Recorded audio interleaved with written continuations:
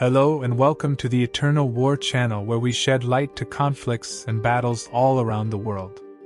Today we are going to look at the infamous 2011 San Fernando Massacre and the conflict of drug organizations in Nuevo Laredo in the early 2000s. In March 2011, large groups of passenger buses were kidnapped by the Los Zetas drug cartel on Highway 101 in Tamaulipas. These hostages were then taken to a nearby ranch where they experienced horrific and inhumane treatment from the Los Zetas cartel. In order to understand the cartel group behind this, we must go back in time to fully grasp the gravity and formation of this cartel, the power and fear they held, and their ultimate demise that came internally. Rise of the most violent and brutal cartel in the early 2000s. Los Zetas was formed in the late 1990s as an armed enforcement group within the Gulf Cartel, one of Mexico's most powerful drug trafficking organizations at the time. The origins of Los Zetas can be traced back to a small group of deserters from Mexico's elite special forces known as the Grupo Armado de Fuerzas Especiales, GAEF.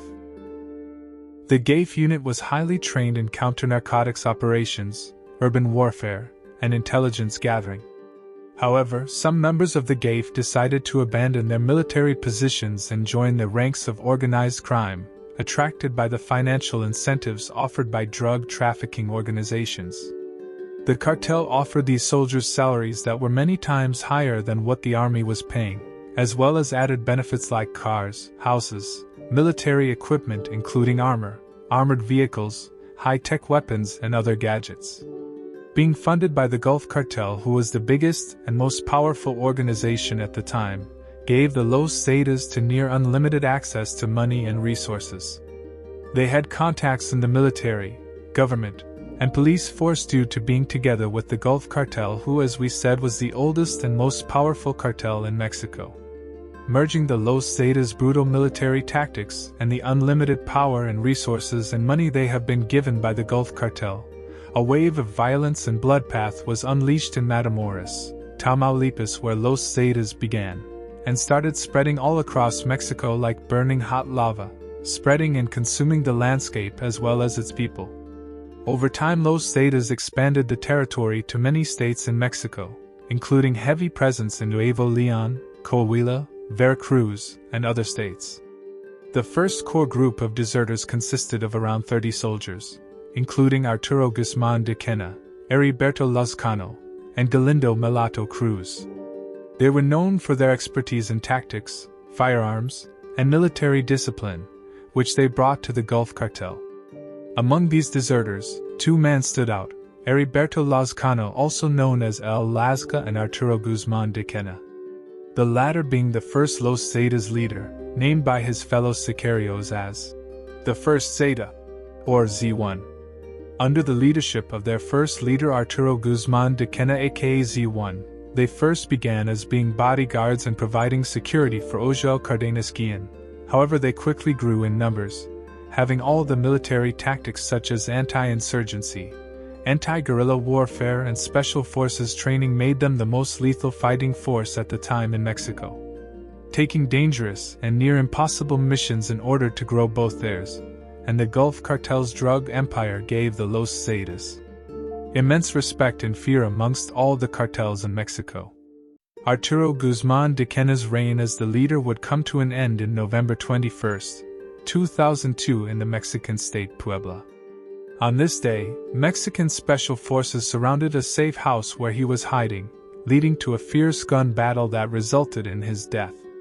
His death marked a significant blow to Los Zetas, but the organization continued to operate and evolve under new leadership. The war in Nuevo Laredo.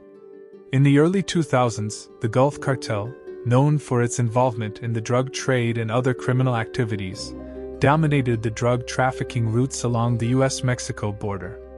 Nuevo Laredo, situated just across the border from Laredo, Texas, became a crucial location for the cartel's operations due to its strategic position.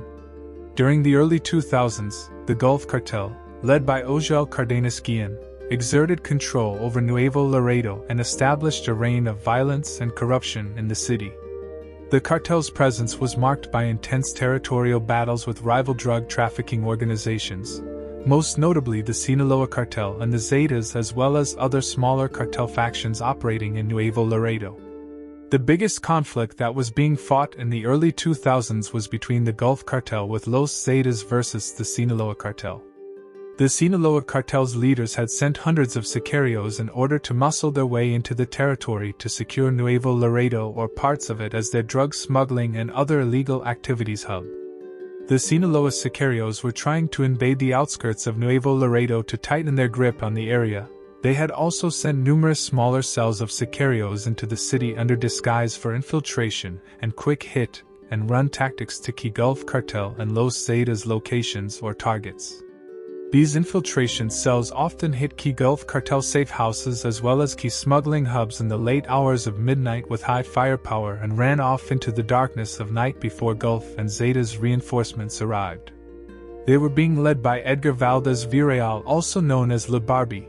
It was said La Barbie was given orders from the Sinaloa leaders to take over Nuevo Laredo, or at least parts of it, by any means necessary. On the other side, the Gulf cartel had already built their structure in Nuevo Laredo and had a strong presence there already, having connections within the army, the government as well as the police force. This gave the Gulf cartel and Los Zetas much more advantages compared to the Sinaloa cartel, who just didn't have the pull or authority in Nuevo Laredo. The war would experience a deadly turn when the Los Zetas cartel grew in numbers and recruited more soldiers from the army as well as recruiting civilians from the public. The more Los Zetas grew, the more resources and money Gulf cartel gave them, not knowing at the time that all of these resources and power given to Los Zetas would soon turn on them and cause the downfall and dismantle of Gulf cartel, similar to a self-fulfilling prophecy. This gave the Los Zetas almost a superiority within the cartels at the time. Not only did they have the military training and commanders to teach them the most brutal ways of war, they were also growing rapidly with an unlimited source of money and connections thanks to the Gulf cartel. Despite all the efforts from La Barbie and Sinaloa sicarios, they were ultimately defeated and forced to retreat their advances. They were overpowered, outmanned and outgunned when facing against the Gulf cartel and Los Zetas together. After defeating and halting two advances of Sinaloa cartel, both Gulf cartel and Los Zetas were even more respected and feared than before. What they didn't know was the dark clouds of war were approaching, and in the near future, leaders of both cartels would either be arrested or killed, which then will cause fractions in both groups. The new emerging smaller cartel groups will then spiral out of control to take power of the organizations, often waging brutal wars against each other to control the drug routes and territory, make new alliances with different cartel groups, and generally just driving the landscape into turmoil and chaos with new wars and alliances starting regularly. In our future videos, we will cover this topic in great detail, how both the Gulf cartel and Los Zetas divided into smaller factions and the events that followed. Back to the San Fernando massacre. During the late 2000s when this massacre took place, Los Zetas developed a reputation for their extreme violence and brutality. They were known for their involvement in kidnappings, assassinations, mass killings, and other criminal activities. They expanded their operations beyond drug trafficking, engaging in diverse criminal enterprises such as human trafficking, arms smuggling, and oil theft. The exact details of the incident came to light over time through investigations and the testimony of survivors.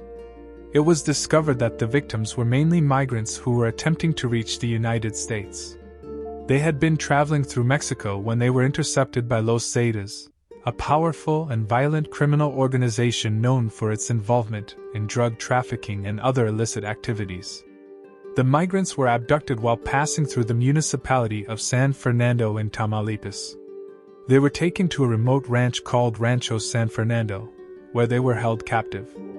The able-bodied men who could fight were given melee weapons such as bats and sticks and sharp weapons in order for the Los Zetas sicarios to force them to fight against each other in gladiator-like tournaments.